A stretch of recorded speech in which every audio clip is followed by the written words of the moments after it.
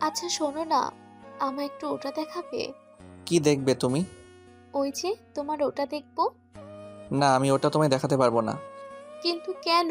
আমি তো তোমার স্ত্রী, আমায় দেখাতে কি সমস্যা? সমস্যা আছে। আমি দেখাতে চাইছি না। প্লিজ আমায় জোর করো না তুমি। রোদের কথাটা শুনে রূপার মন খারাপ হয়ে যায়। রোদের থেকে একটু ওটা দেখতে চাইতেই রোদ রূপাকে মুখের উপর না করে দেয়। রোদ রূপার স্বামী, আর স্বামী হয়ে স্ত্রীকে সবকিছু দেখাবে না তো কাকে দেখাবে? রোদ রূপার জন্য একটা সারপ্রাইজ গিফট রেখেছে। অনেক কষ্ট করে রোদ রূপার জন্য এই গিফটটা নিয়েছে। কথায় কথায় রোদ ভুল করে রূপাকে সেই গিফটের কথা বলে দিয়েছে। যেটা শোনার পর থেকে রূপা বায়না ধরে আছে সেটা দেখবে সে। রোদ যতই বারণ করছে রূপাকে যে ওটা এখন দেখানো যাবে না, কিন্তু রূপা তো কোনো কথাই শোনে না। রোদ রূপাকে বারণ করতেই রূপা রেগে গিয়ে চলে যায় রোদের রুম থেকে। সারপ্রাইজ গিফট সম্পর্কে আগে থেকেই বলে দিলে সেটা কি আর সারপ্রাইজ থাকে? রূপা সেটাই বুঝতে চাইছে না। রূপা রোদের রুম থেকে বেরিয়ে যেতে নিতেই রোদ বুঝতে পারে তার আদরের পরীটা রাগ করেছে। তবে এখন তার রাগ ভাঙানোর দরকার নেই। সারপ্রাইজ গিফটটা দিয়ে রাগ ভাঙাবে রোদ। রূপা রোদের রুম থেকে বেরিয়ে রেগে বোম হয়ে চলে যায় রোদের বড় ভাইয়ের স্ত্রী মেঘার কাছে। মেঘা আর রূপা দুজনের মধ্যে ভালো বোঝাপড়া আছে, আর তাদের মধ্যে একদম মনে হবে দুই বান্ধবী। রূপা গাল ভার করে মেঘার কাছে আসতেই মেঘা রূপাকে উদ্দেশ্য করে বলল, কি রে ছোট, কি হয়েছে তোর? মুখ ভার করে রেখেছিস কেন? তো আর কি করব বলো আমায়? আমি এই বাড়ির কেউ না, আমি একটা উটকো ঝামেলা হয়ে গেছি। ও মা, তুই উটকো ঝামেলা কেন হতে যাবি? কি হয়েছে সেটা তো বলবি আমায়। কি হয়নি সেটা বলো আমায়। আমায় তার সব কথা বলতে পারছে না। আমি তার থেকে কিছু জানতে চাইতেই সে আমার উপর ঝাড়ি দেয়। এর থেকে বড় অপমানের আর কি হতে পারে? ও মা, বলিস কি? না না, এটা তো রোদ একদম ঠিক করেনি। তোর উপর ছাড়ি দিয়ে তোকে অপমান করে কথা বলাটা একদমই উচিত হয়নি ওর। সেটাই তো বলছি ভাবি। আমার মতো একটা ইনোসেন্ট বাচ্চার ওপর চিৎকার চেঁচামেচি করছে। এটা কি ওর উচিত হয়েছে বলো? জানো আমি কান্না করে দিয়েছিলাম। তুমি ওকে একটু বকে দিবে?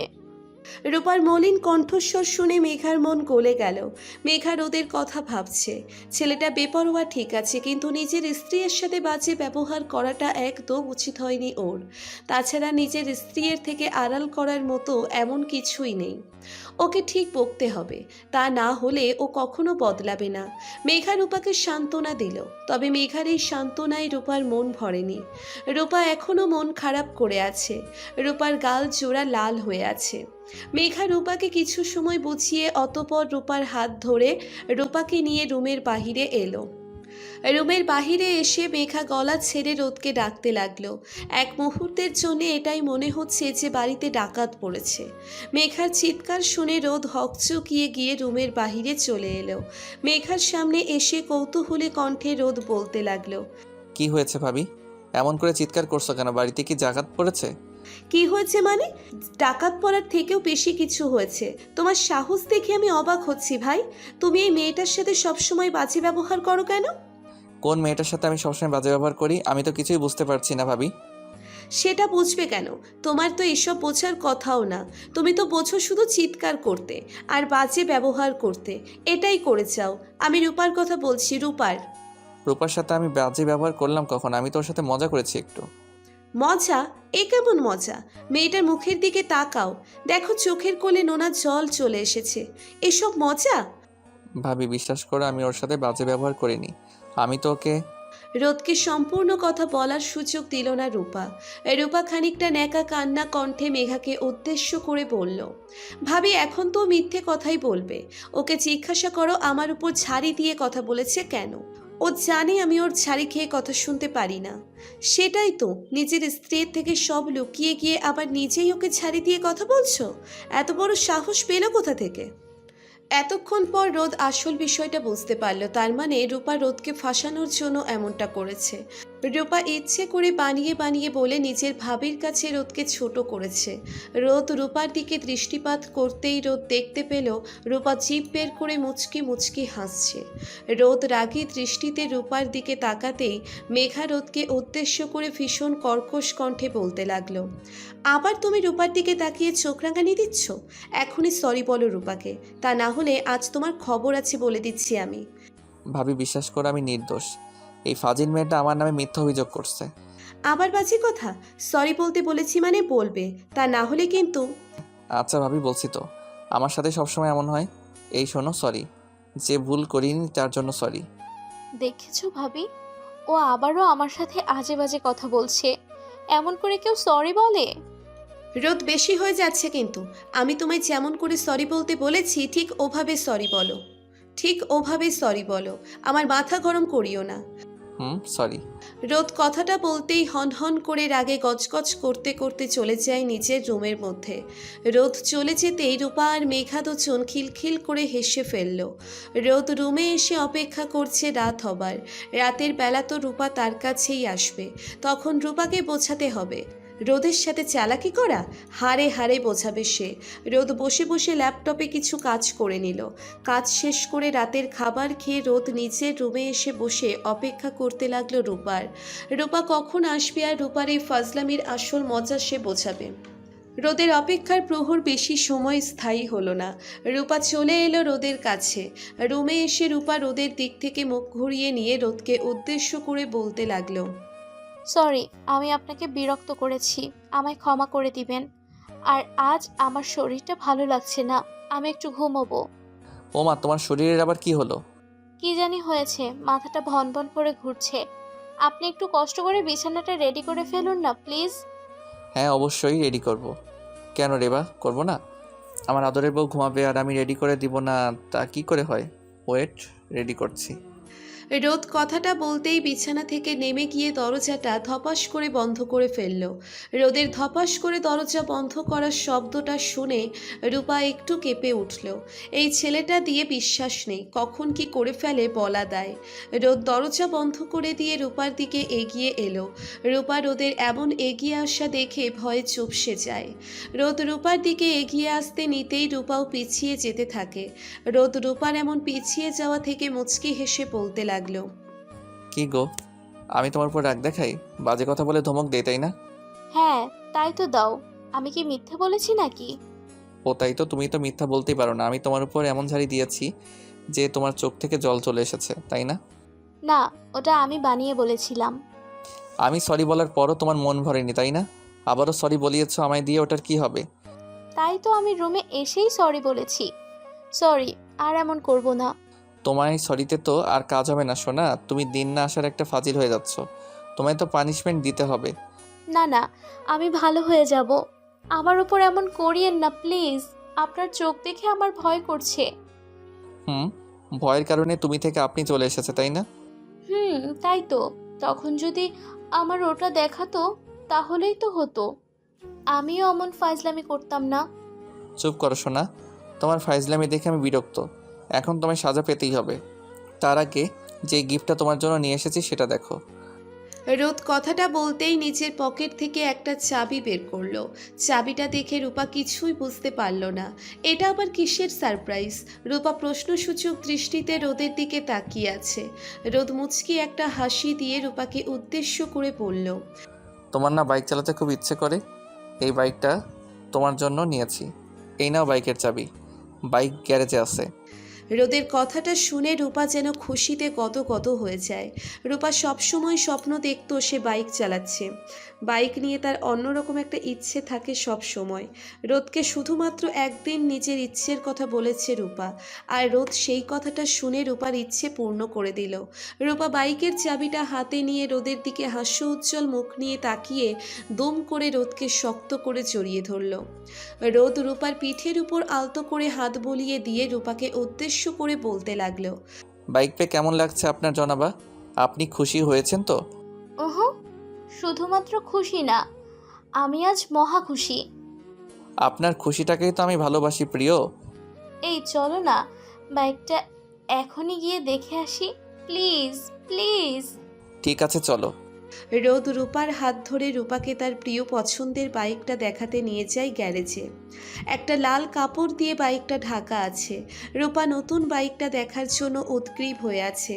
তার যেন আর তর সহ্য হচ্ছে না। রোদ রূপাকে দাঁড় করিয়ে রেখে কালো কাপড় ধরে একটা টান দিয়ে বাইকটা তার চোখের সামনে উন্মুক্ত করে দিল। নতুন বাইকটা দেখে রূপার মনটা যেন খুশিতে নেচে উঠল। পিঙ্ক কালারের রূপার সব সময় প্রিয়, আর এই বাইকের কালারও পিঙ্ক। রূপা দৌড়ে গিয়ে নিজের নতুন বাইক স্পর্শ করলো। রূপার খুশি দেখে রোদ মুচকি মুচকি হাসছে। ছোট ছোট উপহার দিয়ে নিজের প্রিয়জনের মুখে হাসি ফোটানোর মধ্যে এক অদ্ভুত পরিতৃপ্তি পাওয়া যায়।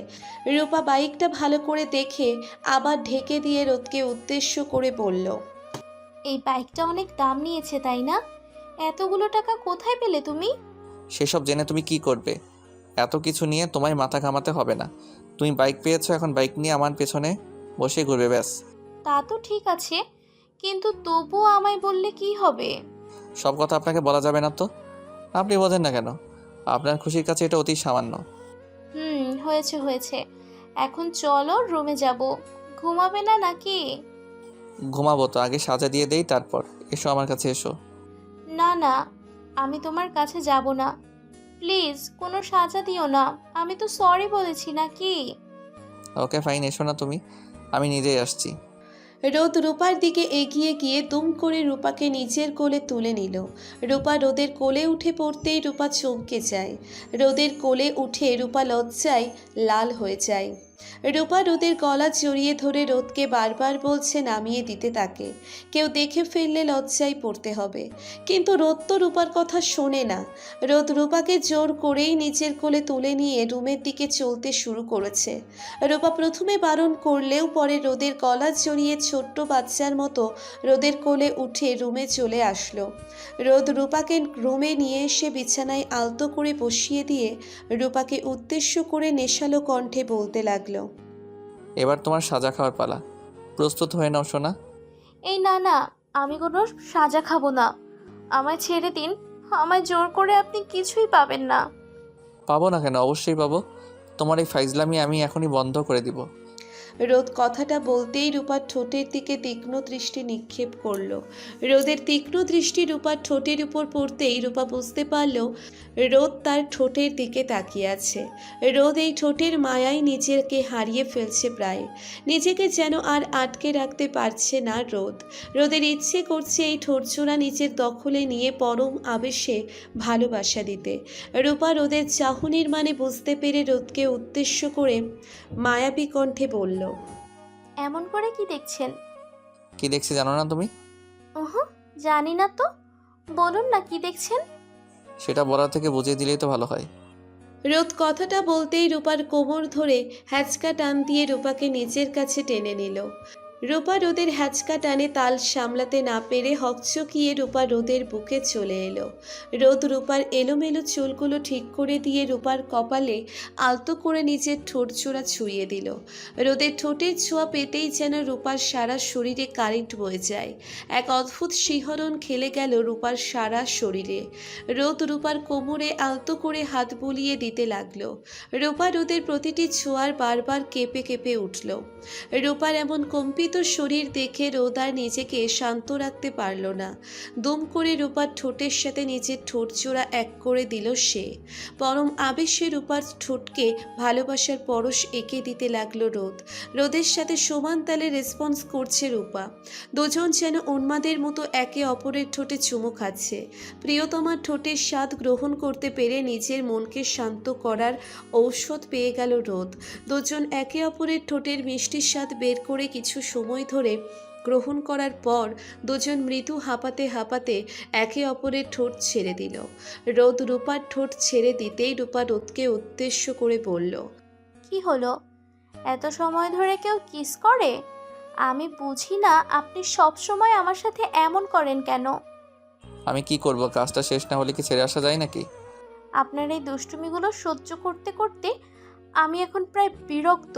উফ, কি অসভ্য লোক রে বাবা, একদম ছাড়ছেই না।